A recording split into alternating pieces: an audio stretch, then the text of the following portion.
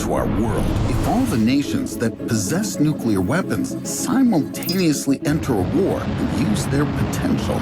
In 2019, scientists from Princeton University developed a possible scenario for doomsday. They modeled a situation in which a conflict begins between Western European nations and Russia. It'll all start with bombing major cities. Just imagine, most population of such European capitals as Warsaw, Prague, and Berlin vanishes in a second. In response, the United States launches its nuclear missiles at Moscow and St. Petersburg. And then 6 other nations that have officially confirmed they have nuclear weapons in their arsenal join the war. These are China, North Korea, France, India, Pakistan, and the United Kingdom. This scenario for the course of events was titled Plan A. It shows how insane and destructive this obviously last war of humankind will be. However, there have been several moments in our history when the world was on the verge of a nuclear war. But what could have happened if the red button had been pushed? August 6th and 9th, 1945, went down in history as those among the most terrible days in the entire existence of humanity. Then, nuclear weapons were first used for military goals, not on a testing ground. The United States Air Force dropped 2 atomic bombs on the Japanese cities of Hiroshima and Nagasaki during the final phase of the Second World War. The consequences of the explosions are appalling even today. The atomic bombings killed around 214,000 people. In Hiroshima, only shadows are left from those who happen to be outside at the moment of the explosion. But there could have been many more such cities in Japan. Colonel Paul Tibbets, the pilot of the airplane that dropped the atomic bomb called Little Boy on Hiroshima, claimed that the U.S. government wasn't planning to stop at just the 2 cities. According to Tibbets, he had 15 crewed bombers ready under his command. Before the attack on Hiroshima and Nagasaki, nobody expected the Japanese government to capitulate so soon. Indeed, not the participants of the Manhattan Project. That's the code name for the American nuclear weapon program, which formally commenced on August 13, 1942. Its scientific head was Robert Oppenheimer, an American theoretical physicist. The Manhattan Project was supposed to create an industry for manufacturing these deadly weapons. It could produce about 3 plutonium bombs monthly and 1 uranium bomb every month or 2. The first nuclear test in the world, called Trinity, took place on July 16, 1945, in a New Mexico desert. The research was aimed at testing a plutonium bomb nicknamed the Gadget. The scientists were excited by the results obtained. The explosion at the test turned out several times more powerful than they'd assumed. Immediately after Trinity, Lieutenant General Leslie Groves, a military supervisor of the Manhattan Project, told Oppenheimer that instead of 2, they'd probably need to drop 3 bombs, according to the original plans. But which Japanese city could have been the next target? The 3rd bomb was supposed to fall on Japan on August 19, 1945. It became known from a declassified conversation between 2 American military officials. The nuclear bomb would have been identical to Fat Boy dropped on Nagasaki, and its initial target was Tokyo. However, most industrial facilities in Japan's capital had repeatedly undergone aviation bombings, while extensive residential areas had been destroyed in air raids. So the nuclear bomb wouldn't make such a terrifying impression there as it would in a city not affected by the war. Nor would it give scientists a complete picture of the destruction necessary to continue developing the weapons. Therefore, for the next attack, they considered locations that had suffered minimal destruction. The list of targets booked for the strike included Yokohama, the 2nd largest Japanese city after Tokyo, Kokura, Niigata, and Kyoto. Kyoto, Japan's former capital, was virtually undamaged by bombings during the Second World War and came under threat. And when the target had finally been approved, Henry Stimson, the United States Secretary of War, interfered. He kept trying to persuade Harry Truman until the last moment not to drop the atomic bomb on Kyoto. Did Stimson really understand the bombing would cause catastrophic destruction and take the lives of millions of people?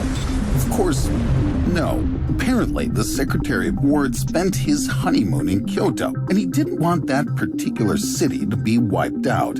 Fortunately, Japan capitulated, and it saved it from new bombings. However, what if the red button had been pushed anyway? Let's imagine Stimson did persuade the president not to drop the bomb on Kyoto. Then the most probable candidate for the next strike would be Tokyo. Then, on the night of August 19th, 1945, a bomber with a deadly load would have departed from the American military base. A few hours later, instead of dawn, Tokyo residents would behold an extraordinarily bright flash. A 21-kiloton explosion would rumble the city. Around 70,000 people who would happen to be in the epicenter at the moment of the explosion would die within seconds. Another 60,000 would receive severe injuries and a lethal dose of radiation. Within a few minutes after the explosion, about 30% of the city's population would die. Tokyo's wooden buildings of the last century's 40s would collapse like a house of cards. The Japanese emperor and his government would probably die in the nuclear attack as they were in the capital's downtown. Had the third atomic bomb fallen on Japan, it would have thrown the nation many centuries back, and the consequences of the Second World War would be haunting it still now. But not only Japan would have been jeopardized, because soon after the Second World War, the world found itself on the edge of a new full-scale nuclear war. A couple of weeks after the victory over Nazi Germany, the United States and the United Kingdom got down to developing military plans for destroying the Soviet Union. Those plans aimed at destroying the communist state with a series of nuclear strikes. The operation was codenamed Operation Unthinkable. The US and the UK feared that the USSR had placed so many of its troops in Europe that it thus posed a threat. And considering that Stalin's moods were unpredictable, a new war could break out at any moment. According to a note preserved in the archives of the American Federal Bureau of Investigation, Churchill, the British Prime Minister, believed that dropping an atomic bomb on the Kremlin would make it easy to take the Soviet Union under control. Furthermore, a nuclear strike on the USSR would prevent Allied forces from casualties among American and British troops. But the UK wasn't the only one to plan to use atomic weapons against Stalin. According to documents, in the period from 1945 to 1949, the Pentagon developed a total of 9 plans for a nuclear war against the Soviets. One of the most famous of them, developed in 1949, was codenamed Operation Dropshot.